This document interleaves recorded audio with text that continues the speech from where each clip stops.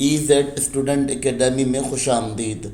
आज का जो हमारा सेशन है वो इकनॉमिक प्लानिंग को लेकर है।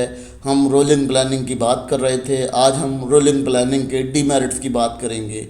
इनके कुछ फ्लॉज होते हैं जो हमें ऑब्ज़र्व कर किए जाते हैं, या डिफरेंट नेशंस ने जब ये प्लान अपने पास फॉलो किए तो उन्हें कुछ फ्लॉज देखने को मिले। बेसिकली फ्लॉ नहीं कह सकते, हम ये कह सकते हैं कि ये इसकी वीकनेसेस हैं, जिसकी वजह से ये प्लान थोड़ा सा कहा जा सकता है कि कुछ नेशंस के लिए ये काबिल कबूल नहीं है, या उस प्लान को जो है अप्लाई नहीं कर सकते।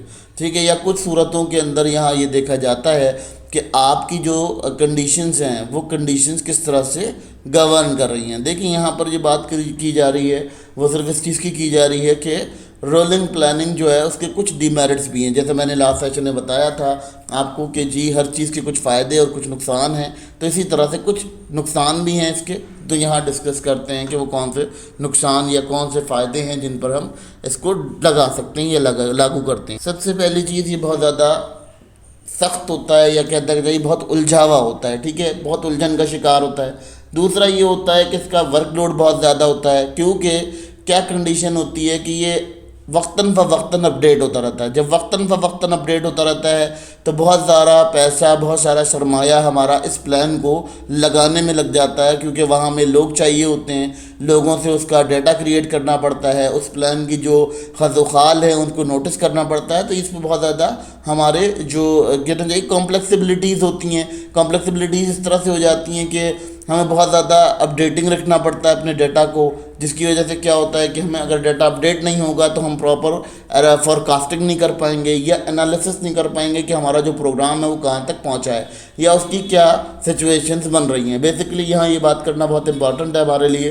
कि जब हम लिविंग स्टैंडर्ड की बात करते हैं तो हम लिविंग स्टैंडर्ड के अंदर भी इस चीज़ को देखते हैं कि इसके अंदर बहुत ज़्यादा मुश्किलात का मामला होता है और बहुत ज़्यादा काम का दबाव बहुत होता है हुकूमतों के ऊपर। अब इसका सबसे बड़ा मसला ये होता है कि ये शॉर्ट टर्म का फोकस रखती है। यानी इसका क्या फोकस होता है? इसका फोकस होता है शॉर्ट टर्म रिस्क के ऊपर। जैसे लेट सपोज कोई चीज़ है जो हमारे लिए नुकसानदेह है, मगर फर्दर वो आगे जाकर हमारे लिए बहुत फ़ायदेमंद हो सकती है, या उसके करने से हमारे जो मुल्क है उसके अंदर बहुत ज़्यादा चेंजेस आ सकती हैं। तो ये सारे मामला जो हैं ये प्लानिंग इसको गवर्न नहीं कर पाती। अब जब ये गवर्न नहीं कर पाती तो एक बहुत बड़ा इशू नज़र आता है, और इस इशू की वजह से क्या होता है, हमें प्रॉब्लम्स देखने को मिलती हैं। अगर हम बात करते हैं यहाँ पर इसका कि शॉर्ट टर्म में किस तरह से प्रॉब्लम करता है, देखें लेट सपोज आपके पास कोई कंज्यूमर प्रीफरेंस आज नहीं कर रहा, मगर हो सकता है कि आपको इंटरनेशनल कंज्यूमर मिल जाए उसकी प्रोडक्शन से, तो ये जो है वो आपके लिए एक फ्लॉ बन जाता है, कमज़ोरी बन जाती है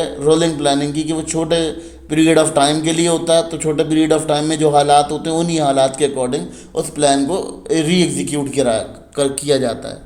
अब ओवर रिएक्शन की बात कर लेते हैं। ओवर रिएक्शन किस तरह से कि देखें, अगर हमारे पास क्या होता है, हमने शॉर्ट टर्म के लिए प्लान बनाया, ठीक है, उस पीरियड ऑफ टाइम में वो प्लान में क्या हुआ, हमारी जो इकोनॉमी थी उसके अंदर फ्लक्चुएशन आ गई, झोल आ गया। अब जब वो झोल आया, वो आया शॉर्ट टर्म के लिए था, हमने क्या किया, जब हम प्लान अपडेट कर रहे थे तो वो झोल देखा और हमने क्या किया, हमने प्लान को शिफ्ट ऑन कर दिया, जिसकी वजह से क्या हुआ, हमें वो छोटे टाइम का जो झोल था उससे हम निकल तो आए, लेकिन हमने वो प्लान जो अपना डिस्प्लेस कर दिया, उस प्लान के अंदर चेंजिंग कर दी। तो सबसे बड़ा मसला यहाँ ये होता है कि जब आप शॉर्ट टर्म के अंदर कोई इम्प्लीमेंट करते हैं तो आपको ये देखने को मिलता है कि आपका आगे की फोरकास्टिंग ख़राब हो जाती है, और आपका जो अगला कदम होता है वो क्लियरिटी नहीं आती, क्योंकि मार्केट जितनी क्लियर होगी उतनी आपकी इकोनॉमिकल कंडीशंस होंगी, और जब मार्केट क्लियर नहीं होगी तो आपकी इकोनॉमिकल कंडीशन कभी भी बेहतर नहीं हो सकती। अब इसका मसला ये होता है कि ये बहुत एक्यूरेट डाटा के ऊपर प्लानिंग की जाती है। क्या होता है कि जब आपका बिल्कुल एक्यूरेट डाटा होगा तो उस सूरत में ही आपकी जो प्लानिंग होगी उसे किया जाएगा। अब क्या होता है कि बाद दफ़ा डाटा ऐसा होता है कि उसमें पुअर क्वालिटी होती है डाटा की। डाटा इतना पुअर क्वालिटी में होता है कि जब आप प्लान लेके स्टडी करते हैं तो आपको क्या होता है कि आप उसमें जो प्लान में जो डिसीजन मेक करते हैं वो डिसीजन आपके मिस इन्फॉर्म्ड हो जाते हैं, क्योंकि आपका जो लेक ऑफ डाटा रिसोर्सेज हैं, आपकी रिसोर्सेज बहुत कम है डाटा की, या उसका पुअर क्वालिटी है डाटा की, डाटा इतना एस्टेब्लिश नहीं है, तो वहाँ पर भी आपको ये ज़्यादा प्रॉब्लम देखने को मिलती है। ये प्लानिंग के बड़े प्रॉब्लम्स होते हैं। इसीलिए ये डिपेंड करता है बहुत एक्यूरेट डाटा के ऊपर। जितना एक्यूरेट डाटा होगा उतना ही बेहतरीन प्लान होगा, मगर ऐसा होता नहीं। बाज़ दफ़ा इदारों में या कम्युनिकेशन करने वाली जो रिपोर्टिंग रिसोर्सेज होती हैं उनके अकॉर्डिंग जो है वो कभी कभार मिस इन्फॉर्म्ड कंडीशन भी दी जाती है, जिसकी वजह से डाटा आपका जिसमें झोल झाल हो सकते हैं। इस वजह से क्या होता है कि प्लान यहाँ पर इतने बेहतर वे में काम नहीं कर सकता जितने बेहतर में सोचा जाता है। अब ये क्या करता है, ये थोड़ा सा कंफ्यूज कर देता है आपके लॉन्ग टर्म जो गोल्स होते हैं या लॉन्ग टर्म प्रोजेक्ट्स होते हैं उनके अंदर। वहाँ क्या करता है, वहाँ ये कंडीशन करता है, देखें एक फ़ायदा था आपको लॉन्ग टर्म में उसका फ़ायदा होना था, आपने क्या किया शॉर्ट टर्म में जो फ्लक्चुएशन हुई उस फ्लक्चुएशन की वजह से आपने लॉन्ग टर्म प्लानिंग को भी एक्सेप्ट नहीं किया। जब आपने उसे एक्सेप्ट नहीं किया तो अब क्या हुआ, आपके पास सिचुएशन इस तरह से आ गई कि आपने जब प्लान बनाया तो वो शॉर्ट टर्म में था, शॉर्ट पीरियड ऑफ टाइम में था, तो आपने जो लॉन्ग टर्म प्रोजेक्ट थे यानी जिनसे आपको बड़े काफ़ी लंबे अरसे में फ़ायदा होना था वो भी आपको नुकसान की तरफ जाने लग गए और वो डिले की ज़रूरत में चले गए। तो ये तमाम मामला जो है यहाँ पर देखने को मिलते हैं और इससे क्या होता है, इससे आपके जो प्लान्स होते हैं वो क्लियर नहीं हो पाते, क्लैरिफाई नहीं कर पाते कि आपने आगे जाकर किस स्टेबल फॉर्म में खड़ा होना है। तो इसकी वजह से क्या होता है, ये लॉन्ग टर्म प्लान्स को बहुत ज़्यादा डैमेज करता है। ये इसका बड़ा एक जिसे कहना चाहिए सबसे बड़ा फ्ला ही यही है कि ये जो लॉन्ग टर्म प्लानिंग्स होती हैं उनको डिस्टर्ब करता है।